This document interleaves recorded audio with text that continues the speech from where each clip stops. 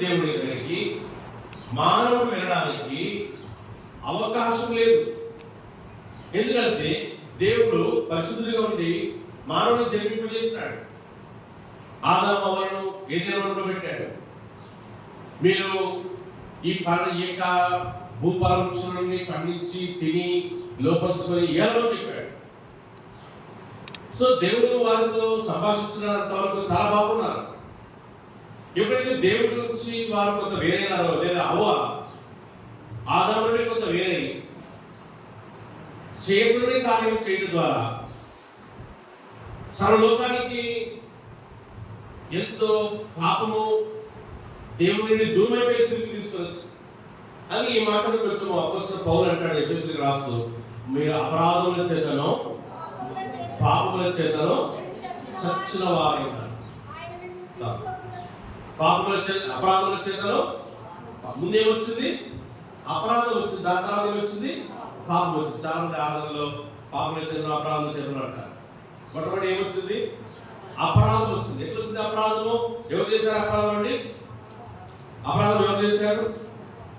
అవ్వ చేసింది, ఆదాము కాదు. రండి ఈ మాటకు కొంచెం మనకు అపోస్తలుడు పౌలు కొంచెం బాగా వర్ణిస్తాడు. తిమోతికి రాసిన మొదటి పత్రిక 2వ అధ్యాయము, తిమోతికి రాసిన మొదటి పత్రిక 2వ అధ్యాయము 14వ వచనం.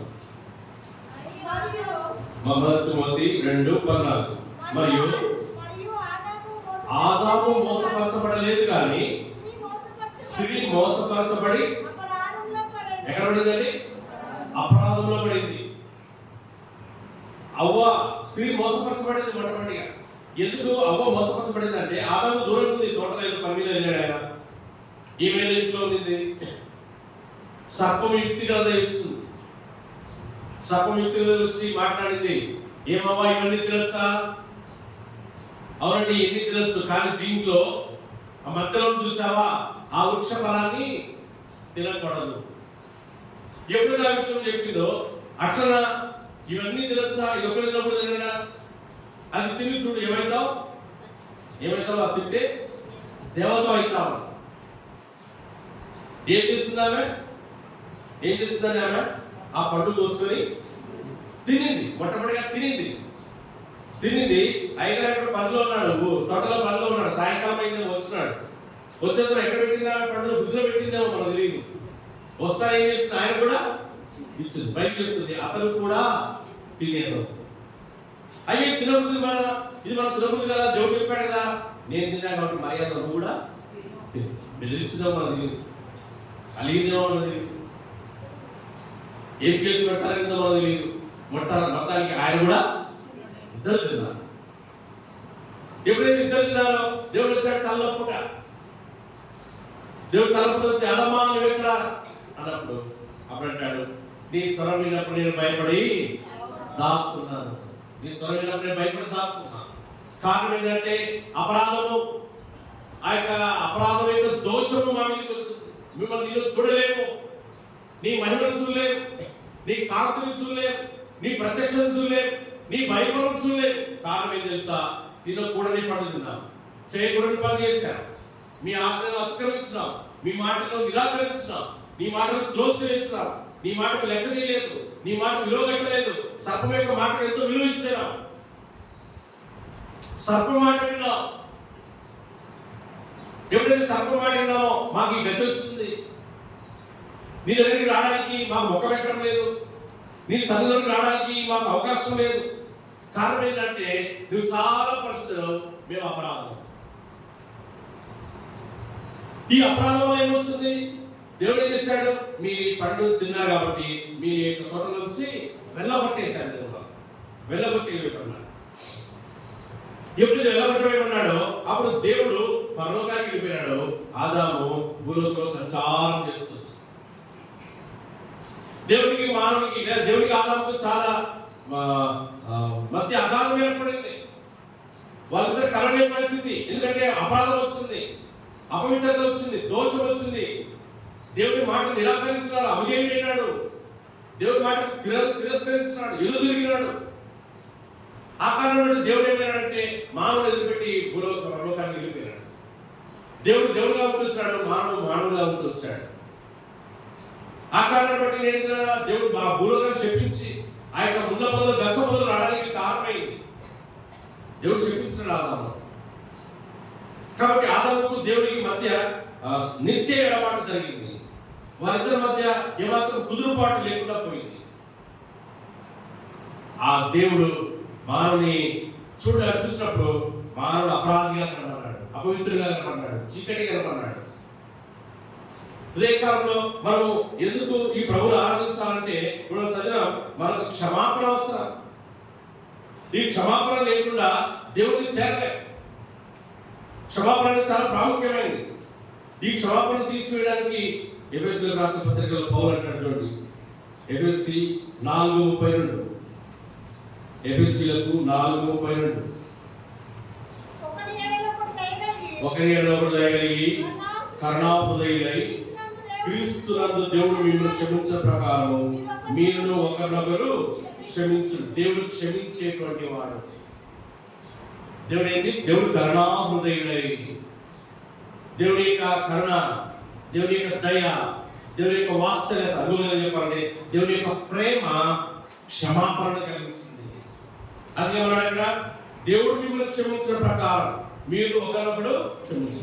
ఏదో లేక ప్రభుని ఆరాధించాలంటే, ప్రభువా నా పాపములు, నా అతిక్రమములు, నా దోషములు ఎవరు తీసివేయలేరు. అలాంటి మన పాపములు, మన అతిక్రమముల దోషములు, మన జీవిత విధానం చూస్తే చాలా క్షమాపణ జరగనటువంటి పరిస్థితి, క్షమించలేరు ఎవరు కూడా. కాబట్టి దేవుడు కరుణా సంపన్నుడై, అంటే కరుణ చూపడంలో సంపన్నుడు, కరుణ చూపడంలో ఐశ్వర్యవంతుడు, కరుణ చూపడం విషయంలో విస్తారమైనటువంటి దయ కలిగినటువంటి వాడు ఉన్నాడు. కాబట్టి ఆ ప్రేమ మనం ఏం చేస్తుందంటే, ఆ ప్రేమ వాళ్ళు శిలువలో ఎరగలేకపోయినారు, అందుకే అపహసించినారు, యేసును గేలి చేసినారు, యేసు మీద నింద మోపినారు. యేసును ఏమన్నారు అక్కడ, నువ్వు దేవుని కుమారుడు అయితే దిగిరా మమ్మల్ని కూడా చూడ మాట్లాడి. లూకా సువార్త 23వ అధ్యాయం పంచద వాక్య భాగం వెళ్తాం. లూకా సువార్త 23వ అధ్యాయం.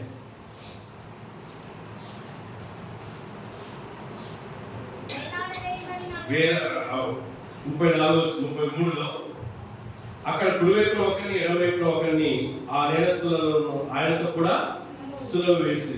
అయితే ఇక్కడ 39 వచ్చేసరికి వాళ్ళు ఏం చేస్తారంటే ఇద్దరు దోషులు ఆయనతో కూడా వేలాడుతా ఉన్నారు. ఈ క్షమాపణ దొరకని స్థితిలో ఈ ఇరువురు దొంగలు కూడా ఎక్కడున్నారు? సిలువలో ఉన్నారు యేసుతో. కాబట్టి మనం రెండో మాట వెళ్ళే ముందు మొదటి మాటలో తండ్రి వీళ్ళేమి చేస్తున్నారు, వీళ్ళు ఏం చేస్తున్నారు, నా మీద విరోధం ఉన్నారు, నన్ను చంపడానికి కోరుకున్నారు, నా మీద నింద మోపుతా ఉన్నారు, నన్ను అపహాస్యం చేస్తున్నారు, నా వస్త్రాలు చీట్లు వేసుకుంటున్నారు, అప్పటికే ఆయన ప్రణాదములతో కొట్టారు, అప్పటికే ఆయన హింసించినారు, అప్పటికే ఆయన మీద ముళ్ళకిరీటం పెట్టారు. కాబట్టి ఇంటి పెట్టబడికి ప్రభు ఏమంటున్నాడంటే క్షమాపణ ఉంది ఆయనలో. పిల్లల ఆదిరా యేసు క్షమాపణ కలిగిన కారణం బట్టి ఉదయకాలం మనకు కూడా క్షమాపణ జరిగింది. మన పాపములకు, మన దోషములకు, మన అతిక్రమములకు. 103వ కీర్తనలో ఏమంటారు చూడండి. 103వ కీర్తనలో కీర్తనకారుడు ఇంకొంచెం బాగా మాట్లాడతారు, ఇంకొంచెం వివరంగా మనకు తెలియజేస్తాడు. 103వ కీర్తన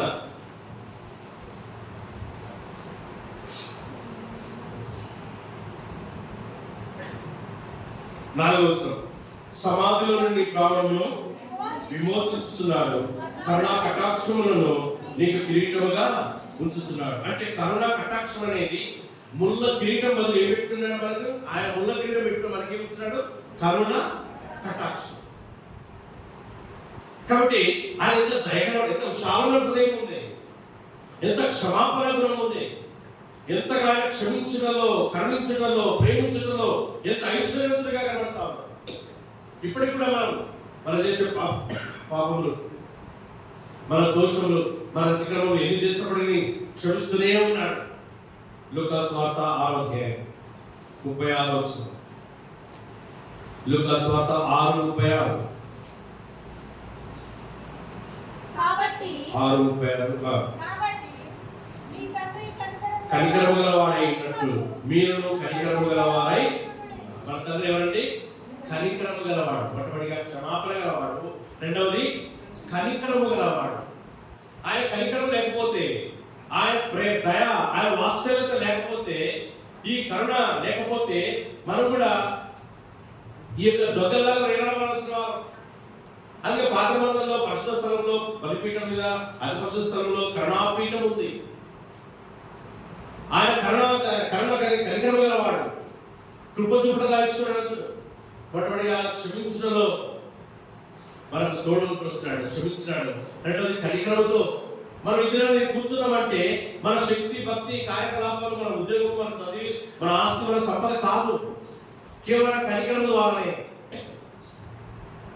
లేదా కృప ద్వారానే, ఆయన దయ ద్వారానే, ఆయన వాత్సల్యత ద్వారానే మనం ఇక్కడ కూర్చుంటున్నాం. ఎట్లా కూర్చున్నాం? క్షమాపణ గుణంతో కూర్చున్నాం. ఆయన కనికరము మనం మోసుకుంటూ వచ్చినాం. ఆయన కనికరం ఉంది కాబట్టి ఇంకా మనం మిమ్మల్ని కూడా కాలేదు. ఆయన కనికరం ద్వారానే ఆయన ఆరాధిస్తున్నాం. దేవా, కనికరించడం ఎంత ఐశ్వర్యవంతులు, కృప చూపడంలో ఎంత ఐశ్వర్యవంతులు. కొంచెం ముందు పోదాం. మార్క్స్ వార్త 6వ అధ్యాయం. మార్క్స్ వార్త 6వ అధ్యాయం 12వ వచనం. మా రుణస్తులను మేము క్షమించిన ప్రకారము మా రుణములను, మన అప్పులు ఉన్నాయి. ఏమున్నాయి? మనకు అప్పు ఉంది. ఎంత ఉంది అప్పు? ఎంత ఉందండి? ఎవడను ఏడు చేత తన సహోదరుని విమోచించలేడు. వారి ప్రాణ విమోచన క్రయదనము గొప్పది, అది ఎన్నటికి తీరక అట్లుండాల్సింది. అది మన రుణం.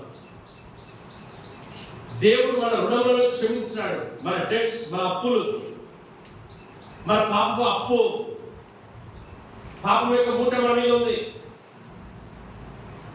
ఏం చేయాలి? అప్పు ఎవరు తీరుస్తారు? కీర్తనకారుడు ఎవరిని ఏమి చేయడంలో విమోచించబడలేడు. ఆ పాపంలో తీర్చబడడానికి ఆయన ఏం చేస్తున్నాడంటే, ఆయన మన రుణములను క్షమించడానికి శిలువ మీదకి ఎక్కాడు. కొలస్సీలకు రాస్తూ అంటాడు, నా సమయం నాకు చూపించలేదు, మన పాపపు రుణపత్రాన్ని శిలువలో మేకులకు కొట్టి దాని మీద చేరాతలో ఏం చేసినాడు? అడ్డం లేకుండా ఎత్తి వేసి తుడిచి వేసినాడు. అది రుణపత్రము ఇమ్యాజినేషన్ అయింది.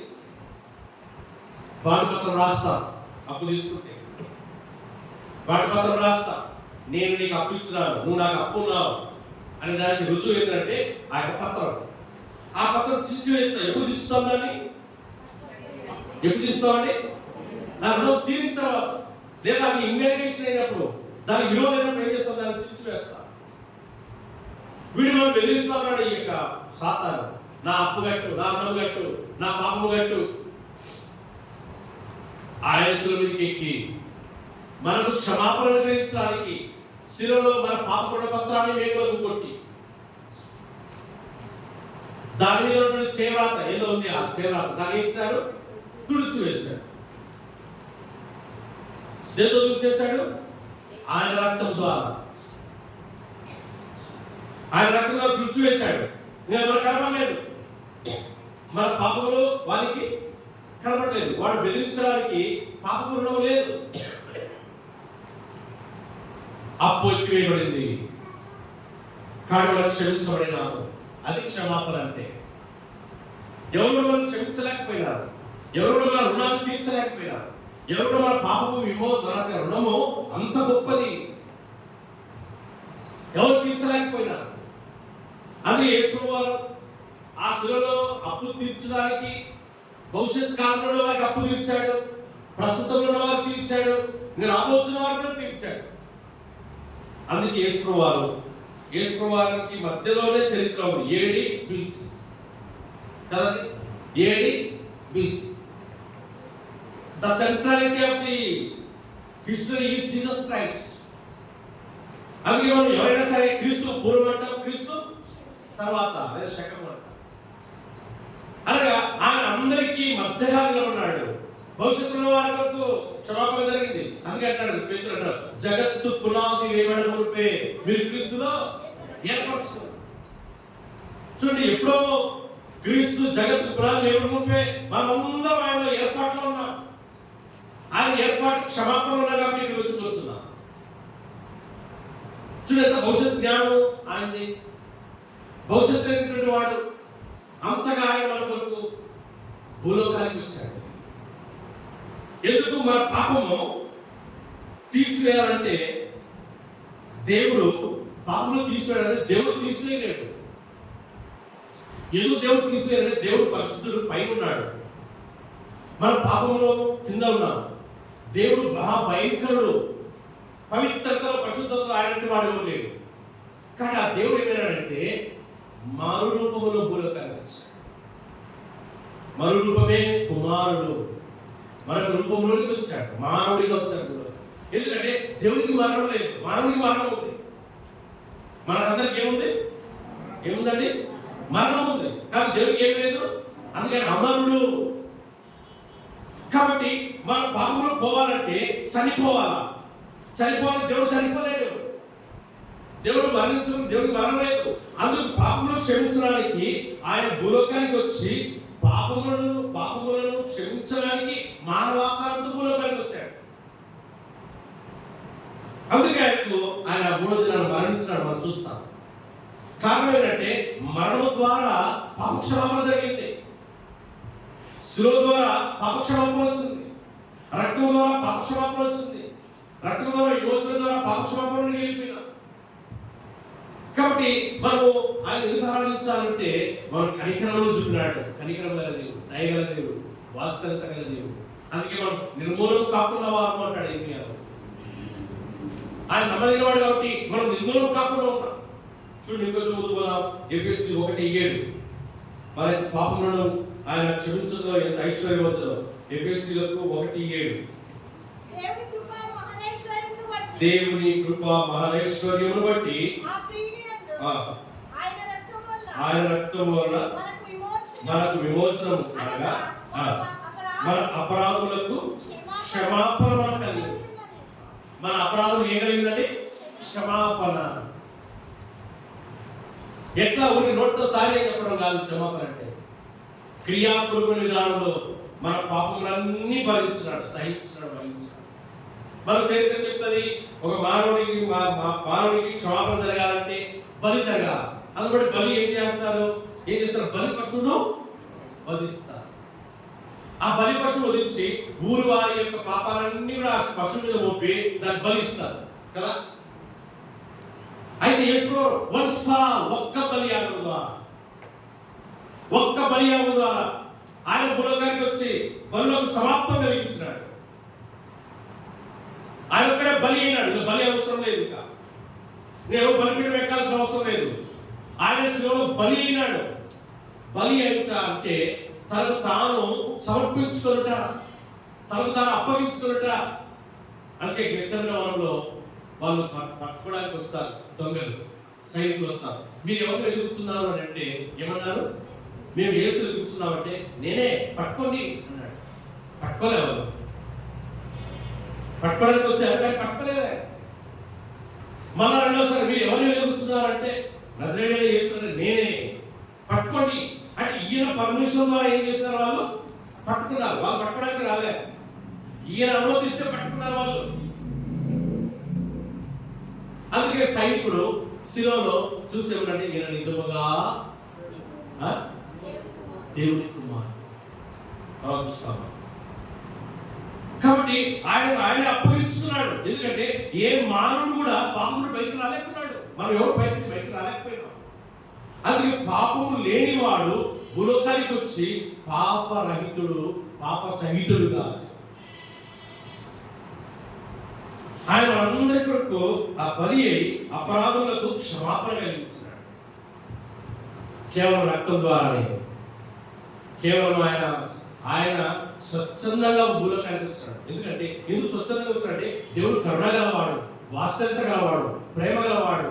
ఎవరు నశించి నరకానికి వెళ్ళడం ఇష్టం లేక ఒక్క కుమారుడు భూలోకానికి వచ్చాడు.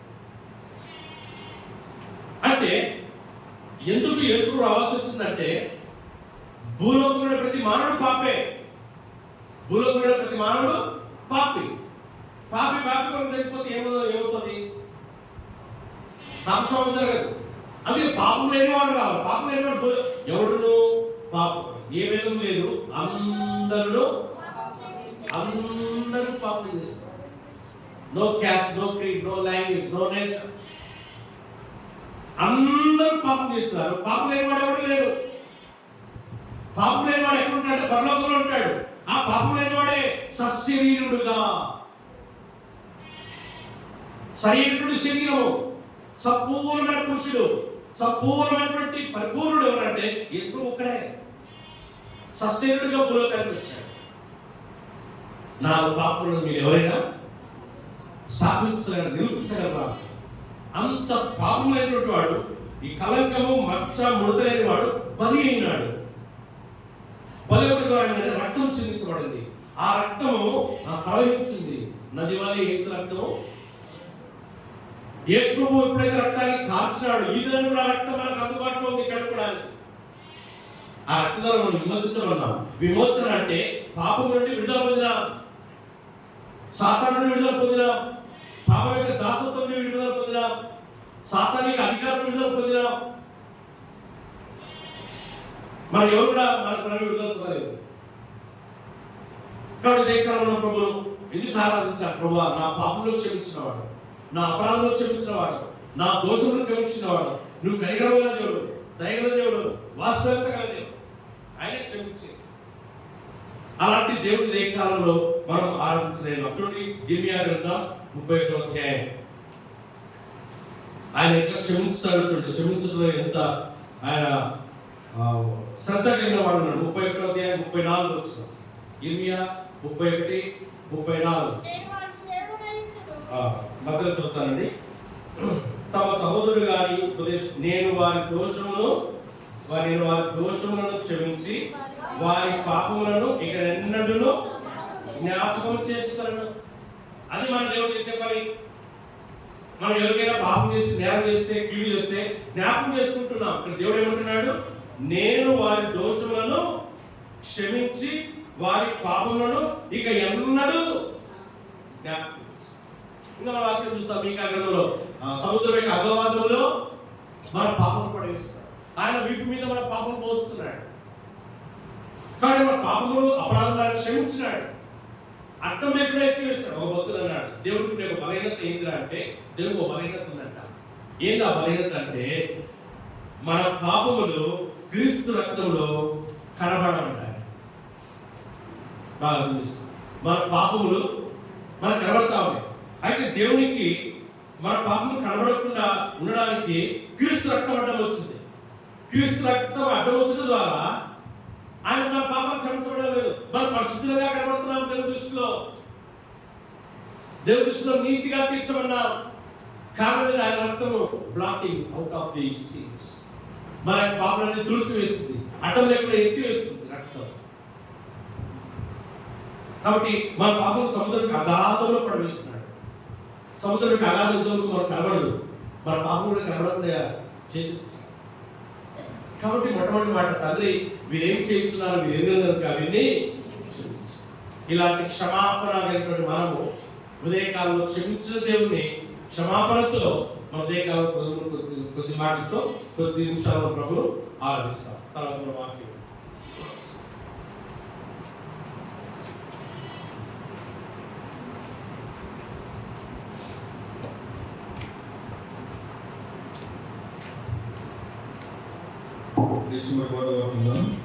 పాట సంఖ్య 169,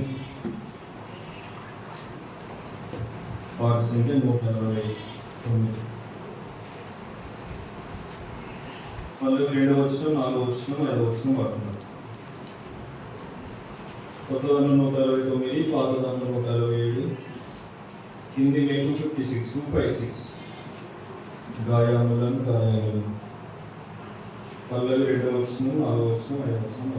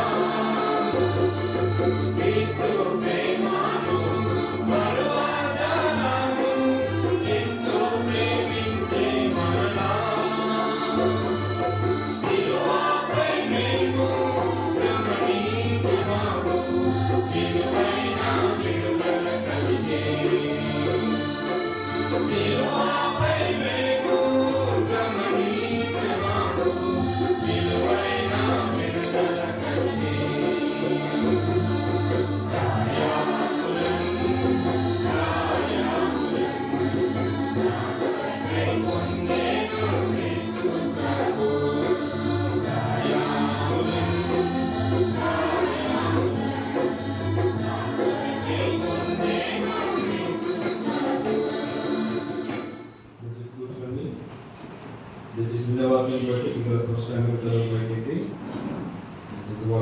ఆరాధించారు. చాలా మంది ఉన్నారు ఆరాధించే వాళ్ళు క్లుప్తంగా గుడ్ ఫ్రైడే ఎక్కువసేపు చేయాలని కాదు, 1 నిమిషం లేదా 2 నిమిషాలు తీసుకొని వచ్చేసి ఇంకా స్పష్టంగా ఆరాధించాం. పిల్లలు అటు ఇటు వెళ్ళదు, అందరూ ముఖం మీద ఉండాలా, కన్ను మూసుకోవాలి. అటు ఇటు నవ్వడము, వీళ్ళకి వెళ్తున్నాం వాళ్ళకి వెళ్తున్నాం వాళ్ళని తిరగడం మీరు వెళ్ళడం అలాంటి చేయొచ్చు. వేసిన కూడా దెబ్బలు పడతాయి. మీరు కూడా మూసుకోవాలా, మనలో మూసుకోవాలా, అటు ఇటు గుర్తు చూడకుండా దయచేసి మీరు కూడా ఆత్మీయకి వివరించాలి. ఈ వాళ్ళు మీకు స్పష్టంగా దయచేసి ఆరంభించండి.